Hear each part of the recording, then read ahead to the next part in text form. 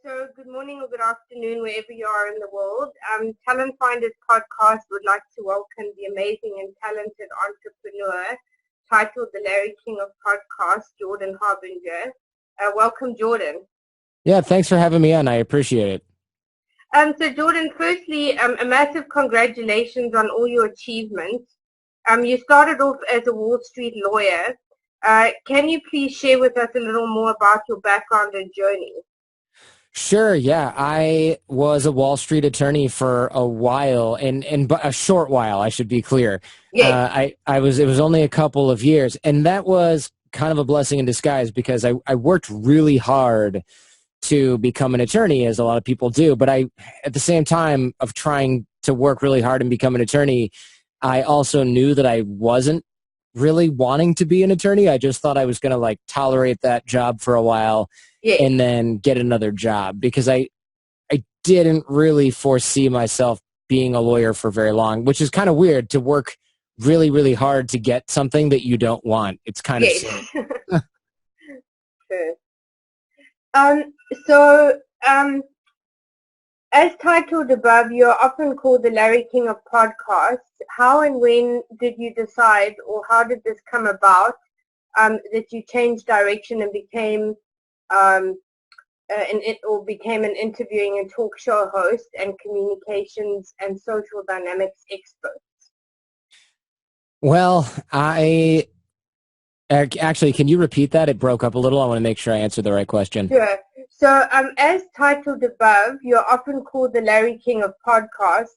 How and when did you decide, or how did it come about that you changed direction and became, a presenter and host, interviewing, talk show host, communication, and social dynamics experts?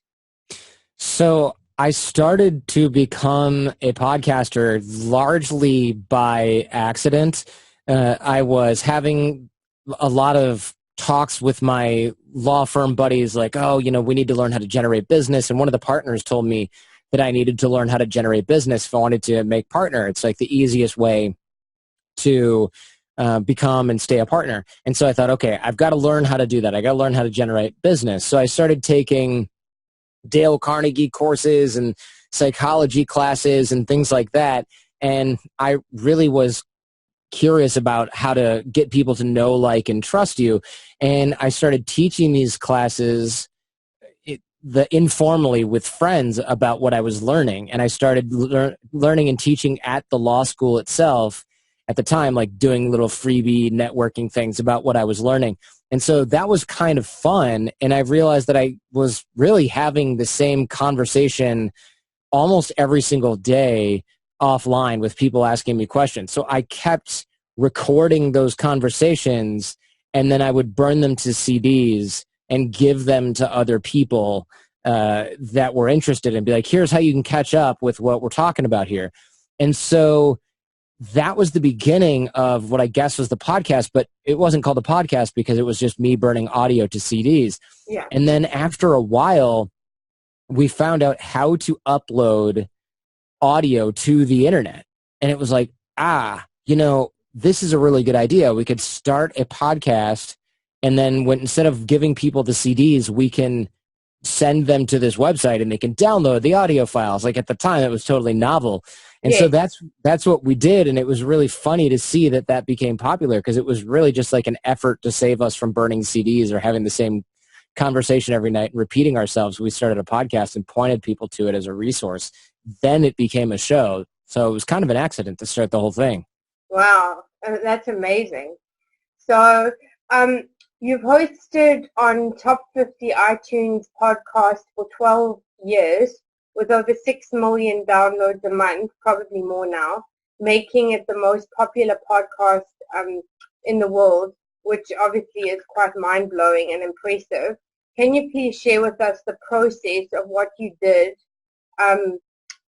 what you do, and believe you have done differently that has created such a massive success for you? I think for what we've done, well, it's hard to pinpoint one specific thing, right? But one thing that we've constantly focused on throughout the life of the Jordan Harbinger show is just focusing on what's good for the listener. So a lot of podcast hosts, they try to figure out what's good for themselves. You know, they have a podcast and they're using it to build their network only, or they have a show and they're trying to figure out how to make the most money out of doing the show. So they're selling all kinds of stuff and whatever else.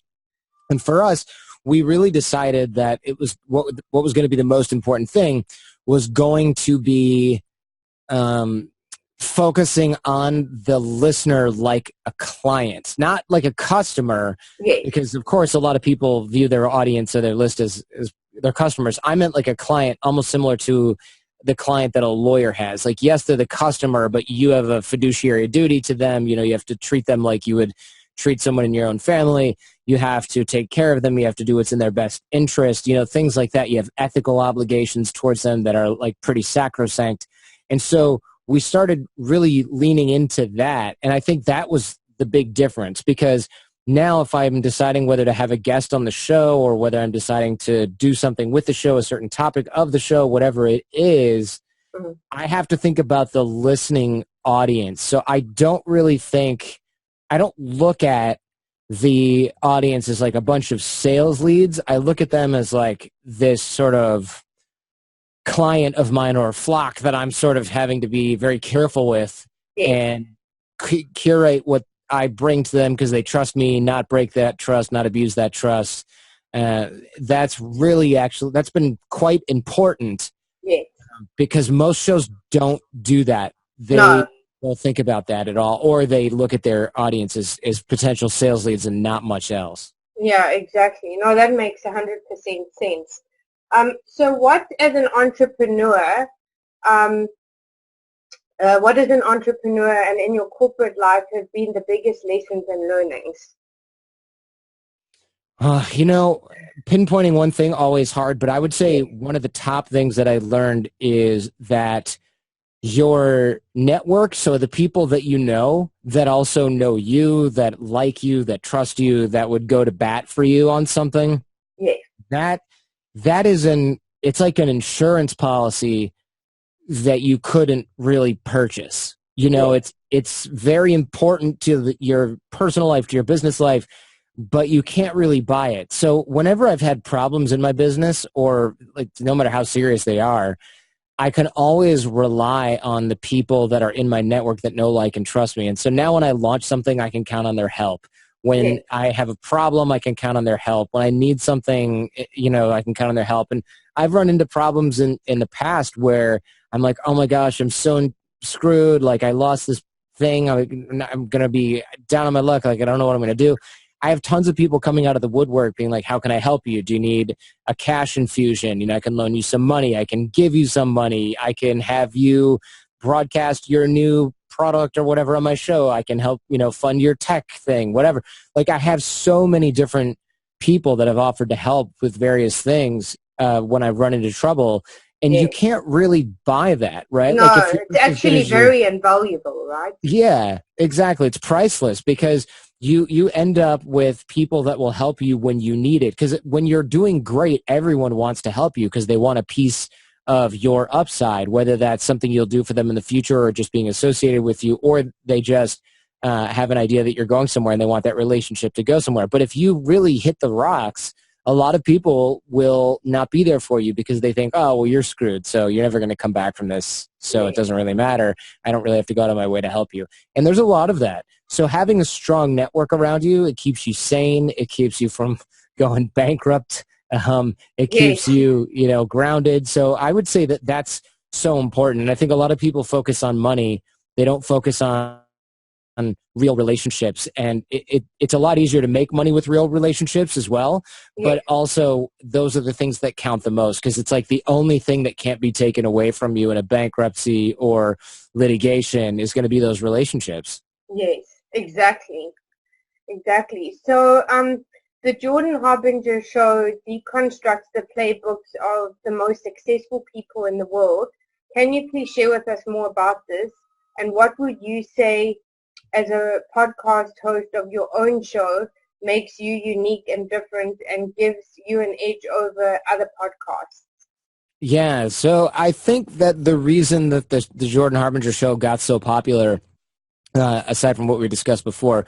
But what makes us different, I should say, is, I'm not necessarily any more talented than any other host. I'm not necessarily that much more entertaining than any other host. But what I have going for me is, one, I will outwork anyone. So I have Yeah. strong work ethic. But two, I put the work ethic in where it counts. I know a lot of people who have no work ethic. They don't do well. I know a lot of people that have a good work ethic, but they spend so much time working on vanity projects, things that they think make them look good, Yeah. things that they think are going to somehow give them some sort of status, that kind of thing. I look at that and I think it's ridiculous. I focus almost everything into the quality of the show, because if you have a really high quality product, people will share it over time. And that's how we've grown largely as an audience, as a show with the audience. But for me, I will outwork anyone, and I also focus on the quality of the actual product itself, the show. So when I interview somebody, I read their entire book. I read their Wikipedia entry, I look at their Amazon reviews, I watch their TED Talk, I watch their other talk at a university, I listen to 3 or 4 hours of interviews of them on other podcasts. So I'm spending like 10 to 15 or 20 hours preparing for a 1-hour show. And when I talk to a lot of journalists or podcast hosts, they either don't prepare at all or they spend like 30 to 45 minutes preparing maximum. 100%. And also, I think as well, just from my perspective and having listened to your show, I think what's awesome about your show is the fact that you really dig deep. It's not like surface level questions, like you say, just, like what's your definition of success, or so it's important, like you say, to be able to do the research. So yeah, it's amazing. So social media has really changed and impacted our lives in so many ways, both positive and negative. What would you say you have done differently to use the various platforms for good and the betterment of society? And what do you think can be done differently and be done better? With respect to social media, generally? Yeah. Oh, yeah. I mean, I'm on the fence because as a creator, I don't love social media. Like, I think it's largely a waste of time for me to be on there. Yeah. I'm on there because I love engaging with the show fans and because people expect me to be on there. However, I really don't pay much attention to posting content on Instagram when I'm really podcasting and broadcasting, because I see it as a waste of bandwidth. I don't enjoy it. It's just sort of a trick to engage people. If they're not engaged with what I'm creating, then they're not engaged with what I'm creating. I'm not going to go try and meet them there. That's not my sort of issue. And, you see other problems on social media like Twitter being so easy to sort of anonymously bully or harass people. I don't see a whole lot of positivity there. So I don't hate social media. I don't think it's evil or anything like that. Personally, I'm not really wrapped up in it, which is nice and liberating. But I do see it as a problem for younger people because essentially they're status games that you play in high school, middle school, those little unhealthy kind of jockeying for status, jockeying for self-esteem or other people's approval. That type of thing is really unhealthy for kids. So now instead of jockeying for status with 90 people in their class, they're doing it with 90 million people on the internet. And it's really unhealthy for them. And so being a new father of a 6-month-old, I think a lot about that. And I see adults doing it too, which is really pathetic, but also kind of sad. I see people with a lot of potential spending a hell of a lot of time on social media to get other people's approval. I'm just thinking, what an absolute waste of human potential this is. Yeah, absolutely. And I also think there's a lot of mental health issues that go with that because, I think that there's, people are often comparing each other and like you say, just everyone's trying to compete. And I think it is causing a lot of mental health issues. Yeah, I agree with you. I think there's definitely something like that with adults and certainly with children. And it's worse, of course, with kids because they are very impressionable generally and they don't really know how to counteract this. Adults, we fall prey to it, but most of us know that it's bad, that we shouldn't be wrapped up in it. Sometimes we take steps to counteract it, but kids don't necessarily know to do that. They just feel bad. They don't necessarily have, at least younger kids especially, don't necessarily have the self-awareness developed to say, why do I feel bad? Oh, it's the social media. Is this normal? Is this healthy? Does this matter to my life? They don't really have enough life experience or context for that. Adults, we have a little bit more. So I know how I feel as an adult using social media. I can't imagine a kid who already feels probably some lack of control in his life. His or her life. I can't imagine them also dealing with the same problem magnified without the resources to do something with it. It's really, really horrible. I'm a little nervous, for what impact that's going to have on a generation of kids. Like, adults are bad enough, Yes. but imagine what happens when you've been using it for like 20 years. Your whole Yeah. life has been this. Not good for you. No, absolutely. I agree with you. So you started out when podcasts were not at all popular, or people were not very familiar with this format of producing content. Now the market and every second person is starting a podcast, which seems to be becoming oversaturated. My question is, how do you keep your content fresh and keep listeners coming back for more? Yeah, I have thought about this.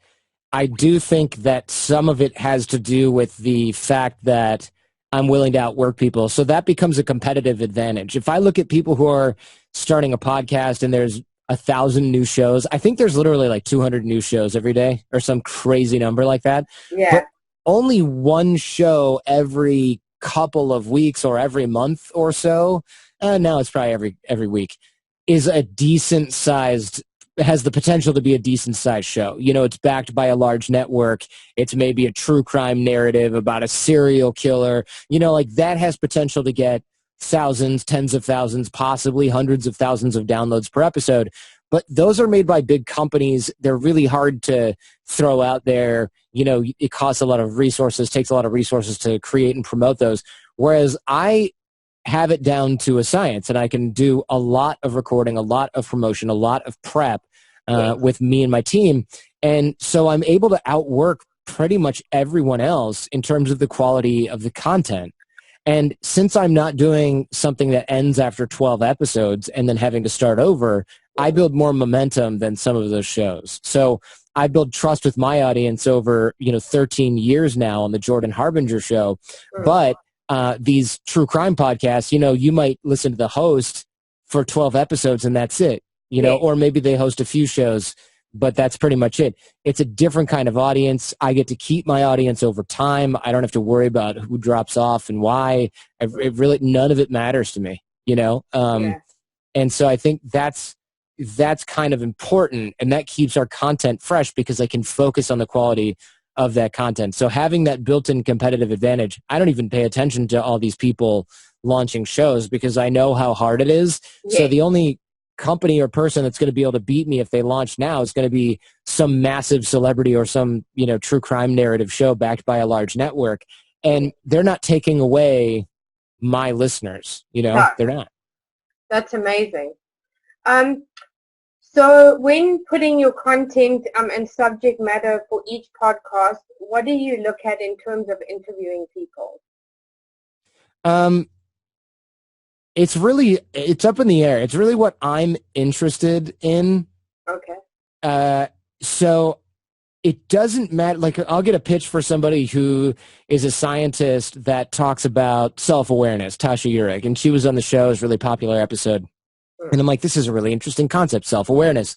And then someone will say, hey, Kobe Bryant wants to come on the show. And I'll have Kobe Bryant on the show because I thought, yeah, why not? I'm not going to give up a chance to talk to Kobe Bryant. Yeah. And then another person will come back and say, look, this guy wrote a book on why the country needs more immigration or something like that, touchy topic. And I might say, technically it's a good fit for the show, but I'm just not that interested in that particular topic. So I might turn that down, even though it seems like it would fit, popular subject matter, intelligent guest, interesting enough, but I'm just not feeling it. And then, I might do another show with like Howie Mandel, the comedian, and then I'll turn around and go, I'm in the mood for some science, and I'll talk with, or some sort of intrigue, and I'll talk to a guy who was a spy from the Soviet Union that, snuck into the United States, pretended to be an American, and then defected, Those are always interesting. And so for me, that stuff is really what dictates it. And I know that a lot of people do drop off when they're like, oh, I was listening and I only wanted to hear business shows from business leaders. And I'm like, that's cool. If you don't like what I'm doing, then that's fine. I'm not going to try and tailor the show to like your whimsical sort of fickle interests. I'm going to do what I want. So if I only hit half my audience with an interest, like if I'm doing something, then they don't think they're interested, I still have enough trust with my audience for them to go, I don't know why I would give a crap about an episode with this guy, this spy, but I'll listen to it because I really enjoyed his episode with Howie Mandel and the other 100 hours of him that I've listened to. So I can get people interested in things they didn't know they were interested in. And that's actually a reason why people will listen to the Jordan Harbinger show, because I'm getting them interested in new things when they thought they were looking for something else. And so, and that actually makes sense because I've seen these business shows and these, whatever self-help shows, they lose popularity over time because even though people think they're really interested in that, they're growing all the time. And if they outgrow you and you only offer the same thing over and over, people will leave, and it will be the best people, not the people that you don't care about losing because they are just looking for the next shiny object. And I found on my show that I have this really smart, educated audience, many of whom have been listening for like 8 to 10 years. And I'll ask people if they still listen to the show. And whenever the people say no, not really, as sort of have fallen off on this, I always ask what they do. And 9 times out of 10, they're like a life coach or some kind of like self-employed, internet-based entrepreneur selling courses about selling courses about selling courses. Yeah. And I realize these are people that are always looking for like the next shiny object, how to make money. They're not cut out for what I'm talking about, which is like more important, more introspective topics, that affect the whole world. And so you have to be okay losing some of your audience because you as a host are growing. You're not supposed to, if you're 25 and you're doing a show for 25-year-olds, you're not supposed to have the same audience when you're 45. Yes, exactly. No, that makes sense. So you've always had an affinity for social influence, interpersonal dynamics, and social engineering, helping private companies test the security of their communication systems and working with law enforcement before you were old enough to drive. Can you please share with us more about this? Sound intense but exciting. So can you share with us more about it? Sure. So when I was younger, I was working with security companies and I was helping them figure out holes in some of their systems. And I actually worked with a lot of kind of hacker type people and found quite a few things that I was able to help out with like law enforcement and stuff like that. So I was always sort of like this little whiz kid that really, I was like setting up computer networks and Wi-Fi networks and creating web pages and hooking up their mobile phones and stuff to the internet. But bear in mind, this is like 1996, 1997. Yeah. So these companies largely couldn't have afforded real IT help, and they also didn't really necessarily know the right people. Like back then, it was actually one of those rare skills to know how to make a website, which is hilarious now. Yes. And I was able to do things like that, like set up email for the people. Like that wasn't just their America Online email address, like stuff like that. So it was really, really funny to do as a kid. But later on, I started falling in with some groups that were a little bit unsavory. And I actually helped the FBI uncover some pedophiles online, and I helped get them arrested. And that was really a trip because what had happened was I was on America Online and I was talking with girls on there, and my workmates at the security company, and I say girls because I was like 16. Yeah. I was a little kid, nothing but a little boy myself back then. And I was talking with women online and sort of on AOL Instant Messenger or whatever it was. And they were, like tough nuts to crack. And I would ask my work guys at work, like what they recommended, and they were older than me and stuff like that. So they would tell me things.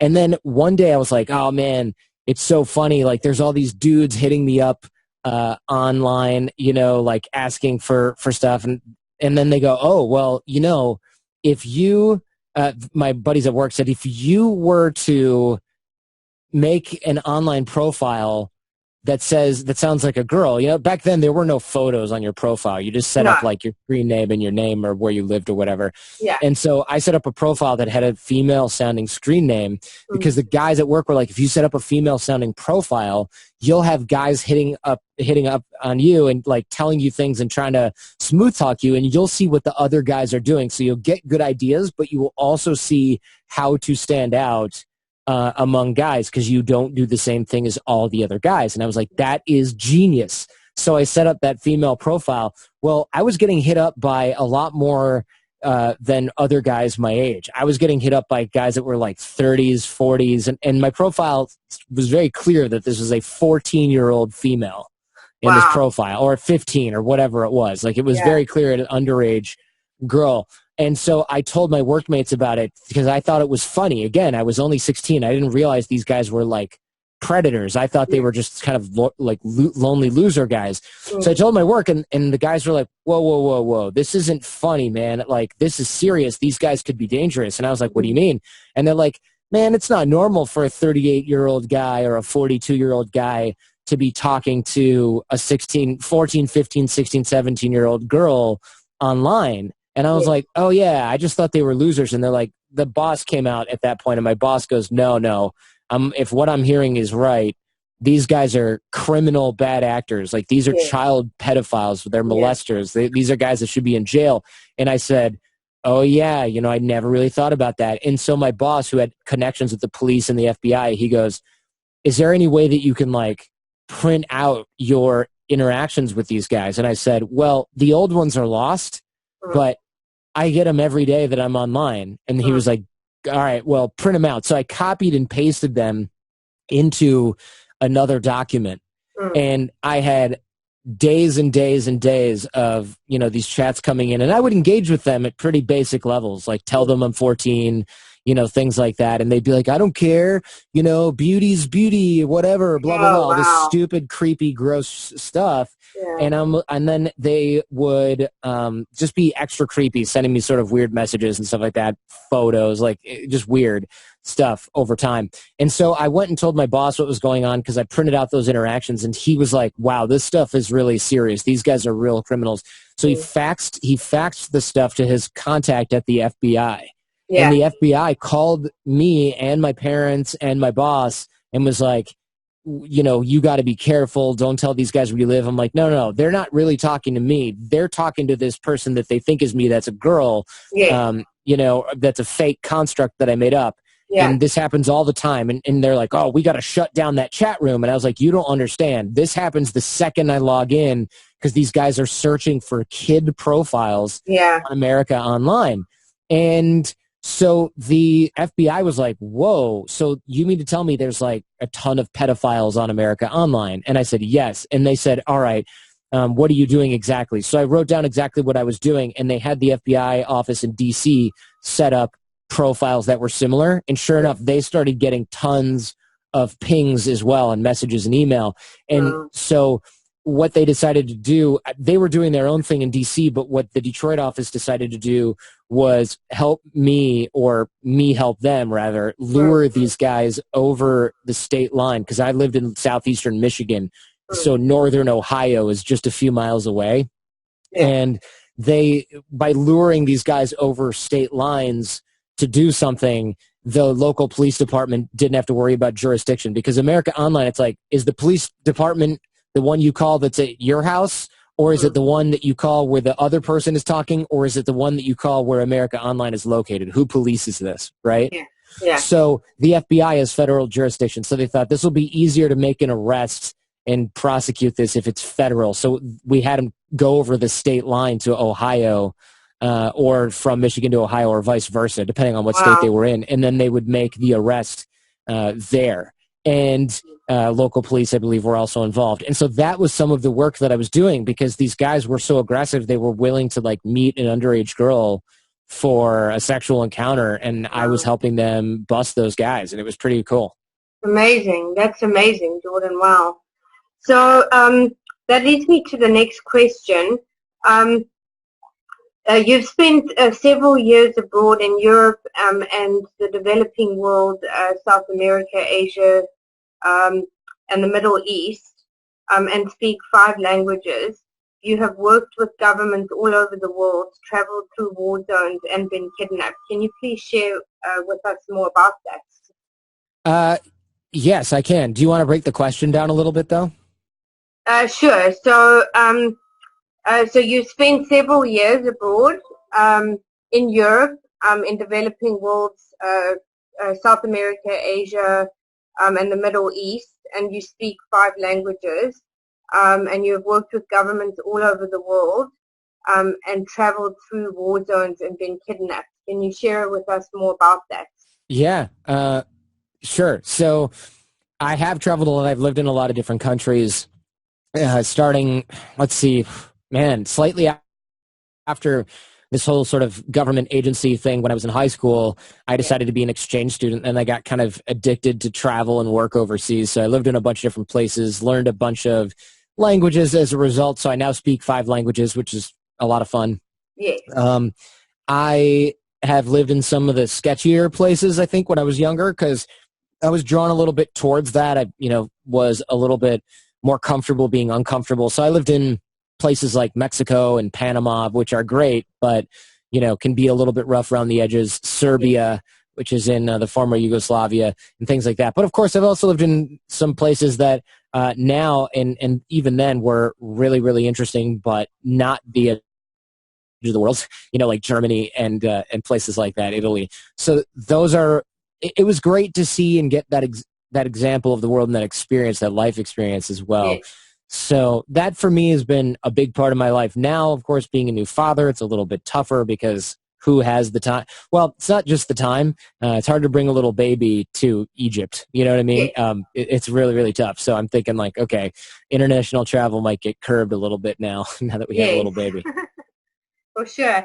And can you just give us a little bit of background around when you got kidnapped or how that happened or how you survived that? Sure. So the first time was actually in Mexico City. I was 20 years old, or maybe 21, probably not even 21, honestly. And I was getting into a taxi that turned out to be a fake taxi. Oh, And the guy, instead of driving me to my destination, was driving me further and further away. And we ended up getting into a physical altercation because he wouldn't let me get out of the car. And he was like, the doors were locked and we were in a sketchy neighborhood, and he stops the car and then he tried to run out of the car while I was still trapped in it. And I thought, oh, he's going to go get his friends. This is before mobile phones, so he couldn't have people waiting for me kind of outside. He had to go and get them. And thankfully, I was able to stop him from going out of the car. And we ended up in a scuffle, in a pretty serious fight. And so I escaped from that person with a lot of luck, honestly. And I think also I was 20 years old and I was going to the gym like twice a day to work out every day and weighed like 210 pounds. And he was probably like 55 years old and drove a cab all day and ate tacos. So he didn't stand a chance. But people still have knives and guns. And so, I'm lucky I didn't end up in a worse situation than the one I was already in. Wow, that's amazing. Well, I'm glad that you got out. Yeah, So, same. so what would you say some of your biggest career highlights have been? Well, that's a good question. I mean, life highlights are easy, getting married, having a baby, stuff like that. But career highlights, every time I think I've done something really great, I just realize that it has nothing to do with me and everything to do with the audience that we've built and my team and everything like that. So, but career highlights, being able to relaunch the Jordan Harbinger show and getting like 5 and 6 million downloads a month, being able to interview great people like Kobe Bryant and Howie Mandel and Chelsea Handler in there, Mike Rowe from Dirty Jobs. Like, meeting with these people is really an honor. And getting all this really cool fan mail from people where we've helped them negotiate a higher salary or learn public speaking skills or learn better networking skills and have them have career success because of that.